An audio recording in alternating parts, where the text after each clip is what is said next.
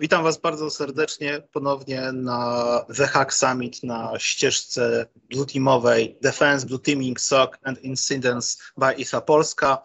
Ze mną jest ja, Mike Jankowski-Lorek. Cześć Mike, słyszymy się? Tak, słyszymy się, cześć.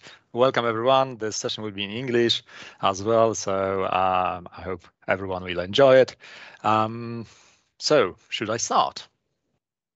I think okay. Let's go with it. It's the best start. I just want to, before you start, want to please our viewers to write this presentation, of course, after or during, not now, but please do that.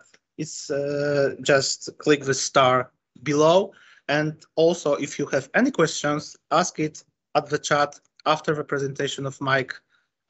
We will answer on your question. So thank you very much, and let's start. Okay, thank you very much for this kind introduction. And today the session is the best teachers is the last mistake. Top things you can do to improve your incident response plan. And the session is with me, Mike Jankowski-Lorek. I'm Director of Consulting at CQURE. If you ever want to contact us, go with the mike@cqure.pl or find me on the Twitter or LinkedIn, whatsoever, responding quite promptly to all the inquiries. So what does the CQ do? So we have three pillars of our organization. The first one is the consulting services, and this is what I do for the most of the time. So all the ID, security audits, penetration testing, configuration reviews, and lots of others things. And the second pillar is the R&D. And these are all the tools. You will see some of the tools today because this session will be demo packed. I will not focus on the slides too much. I will show also the angle of even in the session of about the blue team, but I will show you the angle of the red team here, also the attackers, because the good team, the blue team, knows how the attackers are doing their attacks and how they can break the chain or the kill chain for them. And the third part is the training and the seminar. So we love knowledge sharing, and this is exactly what I'm doing here. We love to do that, and this is why we tend to present on different conferences. Personally, I love the Black Hat, the Hack Summit, the RSA conference, Ignite, and many, many others around the world. So let's jump into this topic. And first of all, why the incident response and in general the work of the blue team is important? Because of some of the statistics that you can see here. It's that 70% of the breaches were caused by the outsiders. So really by the attackers, which are not an internal threat. And we are not saying here about the threat that someone is opening the attachment and this is starting already the attack inside. But really the attacker is outside of our organization, but just leveraging the use of, let's say, as a tool, someone who is inside of our organization to breach the security perimeter of the network and start the attack literally from within the organization as the first phase. Then 17% of breaches involve some sort of malware, which is only 17%, which means just that 83% were really using the misconfiguration, the human factor, or for example, we're using different vulnerabilities in the software, not malware per se, so not, for example, an attachment with some ransomware tool that is attacking the organization and encrypting all the files. 22% of the breaches include only phishing social engineering. And I think here the statistics which are coming from the Verision's 2020 data breach report is really showing only those which were proven that it was the main cause of the attack. And in many cases, we see during the incident response or emergency response services that the attacker is persistent in the organization for like half a year. And after that, it's really hard to pinpoint what was the reason, the initial cause of the attack. So basically, those statistics will include only those which you can know, and you know what was the initial vector of attack. And 86% of the breaches were financially motivated. Others are ideological or other like entertainment, etc. So then the case is that it's not if the incident will happen in your organization. The case is when it's going to happen. First, let's go and see why and what is really very important for the organization to know about the incidents. Lots of those incidents has an aspect of the phishing campaigns at some point. And the phishing is extremely efficient in delivering the initial payload or with harvesting of the credentials. So getting someone credential is extremely easy. Using tools like evil engines, even you can get the MFA, so the second factor authentication, the codes that are generated, and getting the session to get, for example, to the Okta, to the Azure services, to the ADFS, whatsoever. So really, it's not stopping the attacker if you have MFA. It's making life harder, but it's not stopping them completely. So I'm not saying do not do the MFA, do it. Of course, do it. Even better, go passwordless. Go with the strong authentication methods based on the asymmetric cryptography. But definitely watch out for the attackers who can bypass it and also leverage that someone is opening the attachments or running some scripts within your organization. In many cases, the attacks are possible because of the problems with your team that someone is forgetting about, for example, updating the domain controllers or the servers. And recently I had a case in which the domain controllers were not updated for last 2 years. And someone was wondering why they got hacked, why they got the ransomware running across all the environment. And finally, we found out that it was really unpatched systems, and they could even leverage like zero logon. Do you remember zero logon? It's 2020, 2020, and it was like August 11 when the patch was available. So it's more than 1 year since they should be already fully protected from that one. Okay, so let's go. Let's dive into one of the demos. This would be the initial access privilege escalation. So how we can get there. Let's set up the stage. This is just a netcat, so very simple. It's listening for the incoming connections. I'm not using any kind of like a command and control center here. And we are talking Paula, my boss. So she's receiving the mail. And of course, you see already that this is XLSM. So this is having a macro inside of it.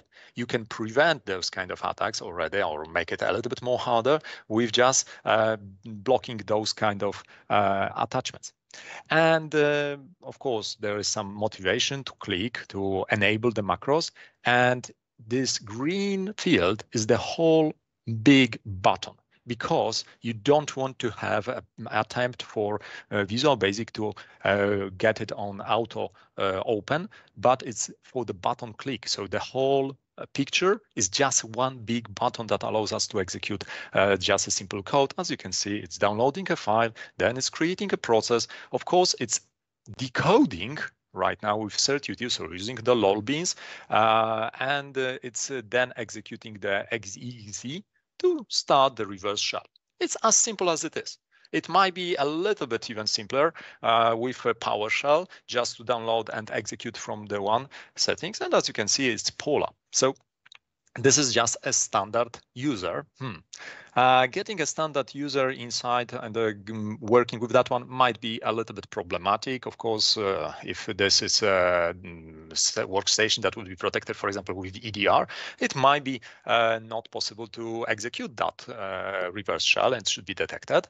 Now we are downloading the prefsec.ps1. It's one of the very let's say many of those PowerShell scripts which are automatically checking for different privilege escalation possibilities on the workstations. For example, another one would be the WinPiece, great script that is checking all the possible escalations, or those which are popular. And as simple as it is, you can see that even the script kiddie can get information on the system in a couple of seconds, how they can leverage the configuration and how they can just simply attack this system. For example, by doing the DLL hijacking.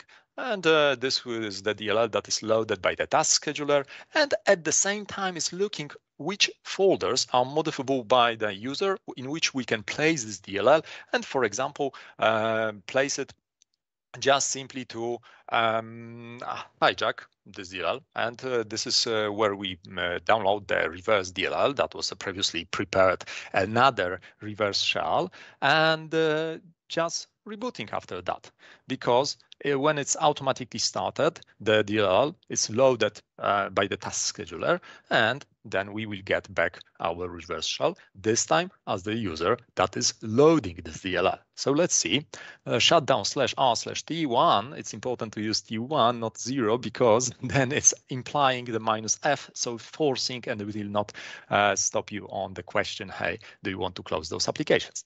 So probably right now, Paula would be wondering, hey, why my system is restarting at this moment, and thinking, maybe it's something crashed, or maybe there are the updates, but it's too late, because right now we are going to be a system, as you can see, boom, just loaded the DLL and connected back to our environment, which is just simply allowing us to perform other actions like dumping the memory, getting the passwords, and really working our way up in the network as we wish.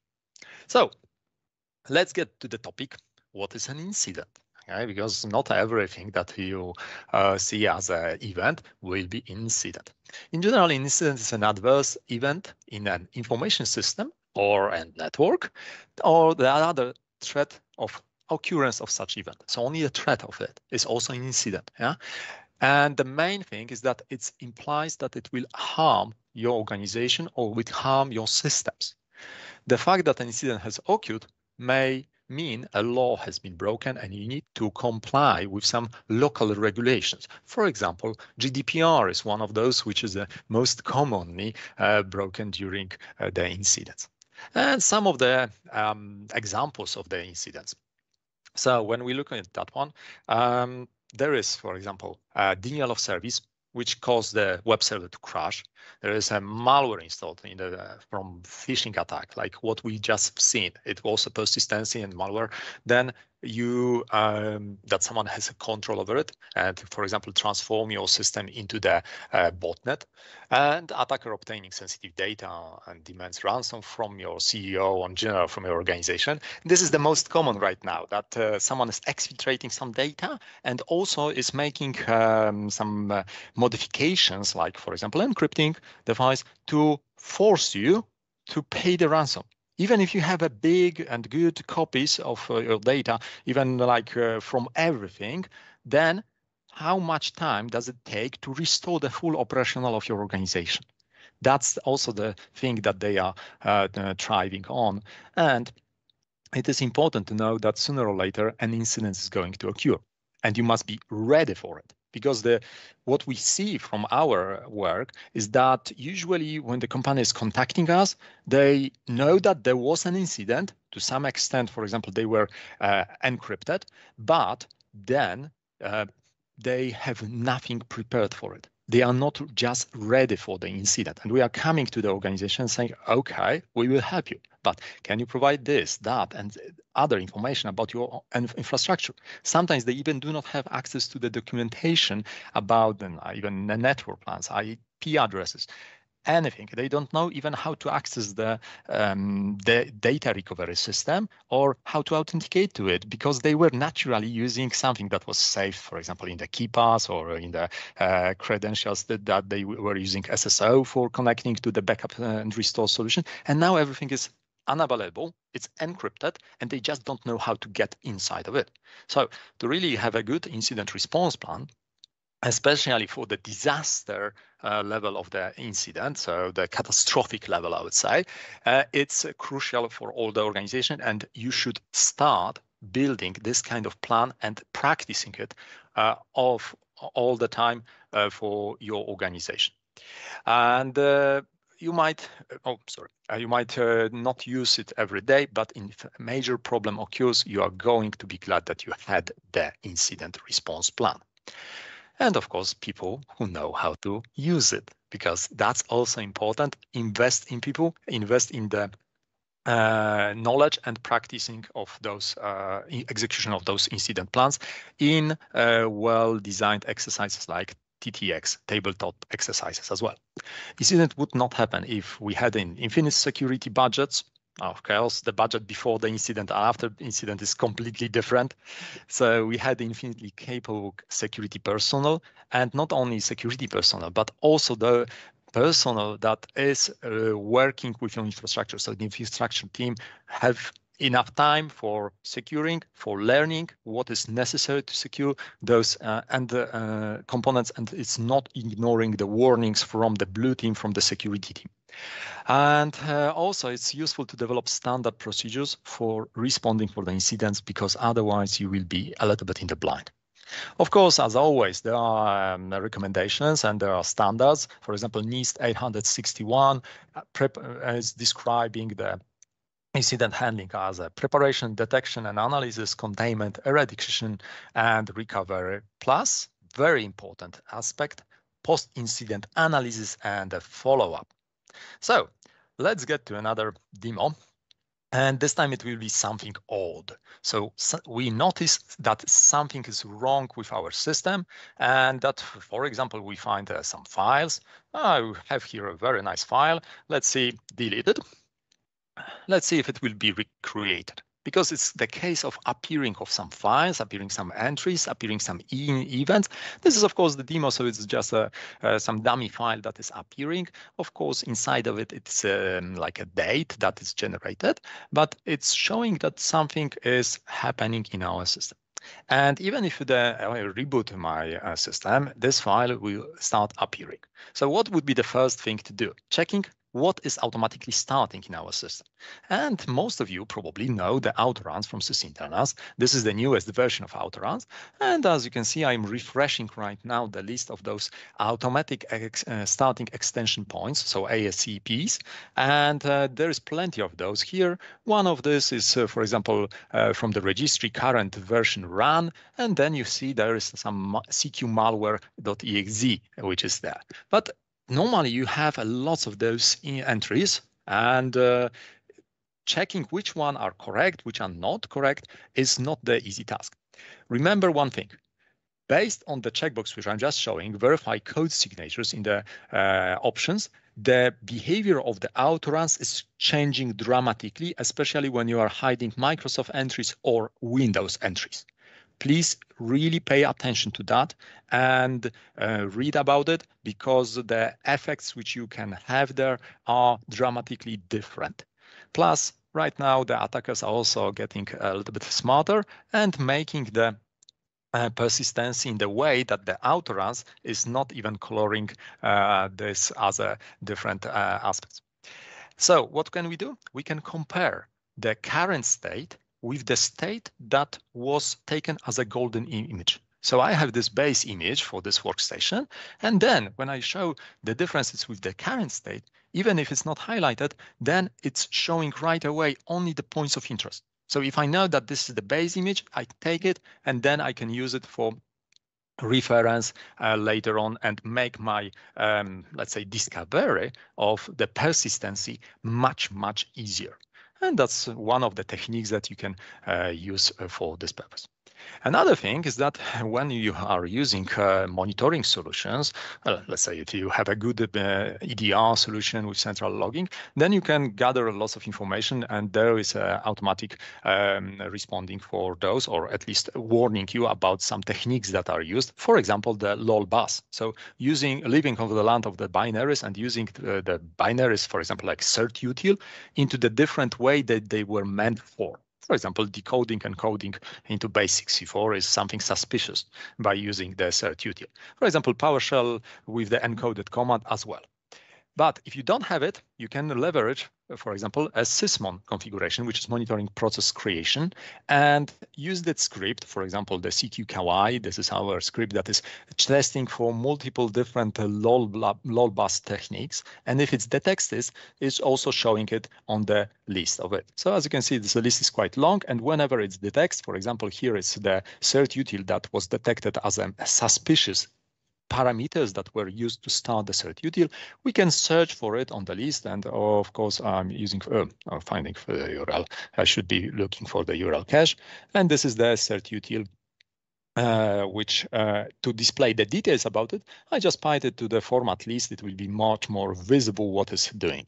And as you can see, here it is using the cert util encode to encode the malware, but before that it was somewhere here a decode as well. Yeah, and as you can see from the text to the cqmalware.exe, probably later on that was started by some process, so I can search for it. And of course, I already know that there is something suspicious. The second thing was the PowerShell. So the PowerShell, and I know that was the second one from the top, so I can run it only against that one. And it was reporting a lot of those commands. And I'm not saying that always when you see this, it's the malicious content, but it's highly probable that it is. And this one is just that we have the starting of every 10 seconds, something with encoded command. Very short one. Of course, you can decode that and put it, for example, to the cyberchef or crypty.com and decode the command and see what is it. But look at that. It started by the WBEM with WMI PRVSE, which is exactly the hidden script inside of the command line, inside of the WBEM database. And this is the command line event consumer that is starting automatically this payload. And it's like a hidden task scheduler, let's say hidden, of course, and it's visible in auto runs, so something that normally you do not use. Okay, another demo would be about the PowerShell. And really the hidden gems of the PowerShell, which are unfortunately not used so often. And if we see that there is like a macro that is starting a PowerShell, we'd like to know what was the PowerShell script that was started. Hey, so let's start with just executing again some scripts. And again, this is the similar thing that we have a button, and you can see that there are like a cells, but on the right corner, you see that this is something odd because it's missing the point on the this is like a picture. So when you click on it, it's going to be a button click action. And then, of course, based on this, it's executing the PowerShell script. This time it's encrypting some files. So you need to feed the evil raccoons, because the raccoons are really mean, but they are mascot of our company. So let's see the files. They were encrypted here. Okay, now the question is, what was happening there and what was the PowerShell script that was executed? I know that this was PowerShell because you've seen the blinking screen of PowerShell, but normally it can be hidden and you will not see anything there. Yeah, I know that also the EDR solutions, if you have them, should stop this kind of execution. But in many cases, just like this, going with the close handle or sleep or similar actions is misleading the antivirus solutions, and they cannot really leverage the AMSI, which is helping us in detection of those. So let's see what was the PowerShell, because we've noticed that it was starting PowerShell. And to do that, we can just simply look in the, for example, again, sysmon logs. But if we look in the sysmon log, you will not find what was really the command. You will see just it was communicating with something, okay, because I have a config that is also looking in the network. And you will see as well that it was starting the PowerShell. Then there is some PowerShell script that is executed. And what else? It's executing the command line, and it's just invoke expression, and the expression is something that was downloaded. And that's it. You don't see it. Of course, right now I could download this script and see what is inside of it. But is it really possible to do that when you have a domain generation algorithm which is changing the domain every 10 seconds, or you don't know what is the domain, and then it's not working? For example, Game Over Zeus was using the domain generation algorithm that was valid only for 10 seconds. So what can we do? If you configure it properly, then you have also a possibility of enabling deep script logging for the PowerShell, and then in the operational log for this computer, you will get an events which are let's filter it. The events that are 4104. This is the event that contains information about the script that is executing. And as you can see, the second from the top is exactly the invoke ransom. Of course, it would be obfuscated for the real attack, and then your case is to deobfuscate the script and understand what's happening in it. But you already have the script which was executed. So you can look for those scripts. This is an example of the script from Tyler, and he's also the security researcher, and so showing some of the examples. And there is an encryption when it was executed, from where is the key, etc. And based on this, we can work and disable it. Also, you can look into the process ID of the parent process ID and look for that process ID also in the Sysmon to confirm that this is the execution that was happening in at that moment. So I will search for the process ID again based on the PowerShell, looking for the same event that was invoke expressions. So here we go, and this is exactly the same process 11260 as a process ID that was executed. So we have a correlation between the timestamp on the execution if it's this really the block of the code that was executing. Okay, so you might think right now, perfect, but how about some security on that one? Okay. Is it good to have those scripts logged? Because maybe when we are logging all the scripts, then there is a problem of saving some sensitive information in it. Yeah. And this is when we can go into the two things. First of all, you can log the execution of the scripts into the transcripts and also getting the results of what was displayed at the moment of execution, because even if we see the script and we don't have the all the output from it, it might not be visible for us all the information. We can get this output by using the transcripts and saving it on the network share or on the local shares as well for this computer. Also, you need to work on the security of that one. That's one of the aspects.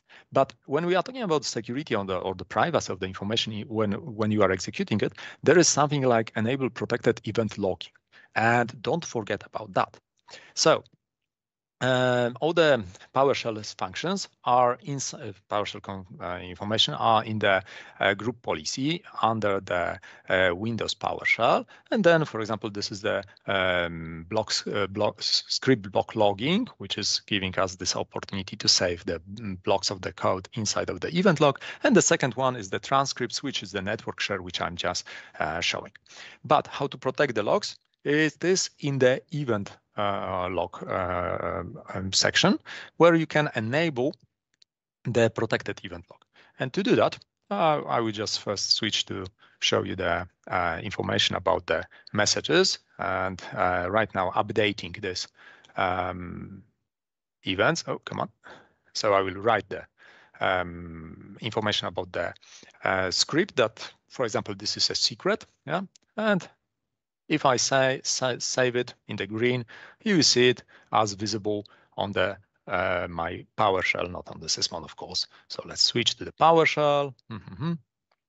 Okay, and you see this as a block of the code because I already filtered the information. So you see exactly what I was typing.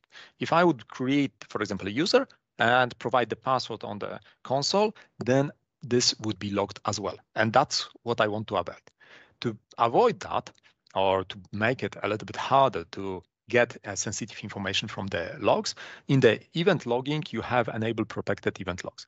And after enabling it, you need to provide either the certificate, or rather the public key of it, or just simply a location of that certificate, which I have it in my shared folder, and just get the share and provided here in the notification. Plus, remember that it must be the EKU set to the document encryption on that one.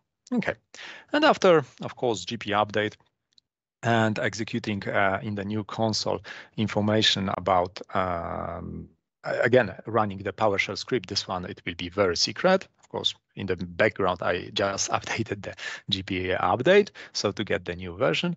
And this is very secret, almost very secret message. And let's see what we see in the event log. This time is the begin of CMS message, which is really making my messages not visible unless I will use the unprotect CMS message from the account that has access to the private key. Okay?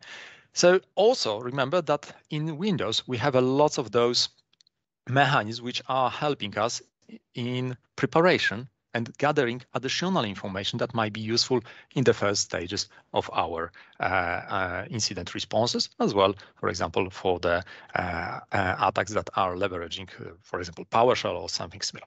So when you are investigating, initiating the investigation, remember not to mess it up with our environment, for example, by exploring randomly files or removing something, etc. Just simply collect as much evidences as possible. Establish the evidence custodian and establish the timeline. That is important.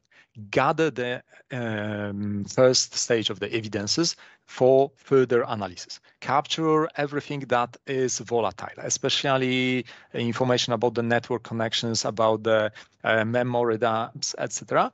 And also contact your security personnel, for example, CERT or management, or also law enforcement if it's necessary. For incident response, first of all, identify and designate the evidence custodian. Review existing journal of the what was happening. Then begin a new or maintain existing journal to perform all actions and to note those actions which are performed. Use monitoring tools, sniffers, spot detectors, tools for memory dumping, etc. Without rebooting, running the processes from perform a copy of the disk, copy of the memory. Capture network information, capture all the volatile information which will be very soon presented. And remember about not forgetting about the processes, logged users, open files, handles, etc. And non-volatile, so also the copy of the hard disk, because it will help us understand what is happening there. Also, it is possible sometimes to get information, for example, from memory dumps, like, for example, from the EVTX information, for example, the logs. And we can get it, for example, by getting the memory and analyzing what is happening in the memory dump. And here we have a memory dump of one of the systems, and I will be just simply extracting the last piece of information from those to get, for example, the EVTX last part of it, because we don't have access to the files. So I will use volatility utility for this, and it will be just getting the from the dumps, analyze DMP, and the profile. This time will be Windows 7, of course, just for the simplicity of it and speeding up, because in Windows 10 it will take a little bit longer. And then the PS list to get a list of the processes, which should give us very, very quickly some information. And after analyzing that, we will go and look for the process that is handling our events. This will be one of the SVC hosts, which we don't know which yet. So to do that, we would need to get information, for example, from the DLL list, because they are going to load some libraries which are related to the handling of the events. And the DLL list is quite long, so it's better to pipe it to the file. And then, of course, based on those results in the DLL list, we'll find which process is handling the event in our system. So let's see. DLL list, and then I'm going to search for the simplest is, of course, in Notepad. Search for the in DLL, which is related to the event service. Okay, so let's Control F.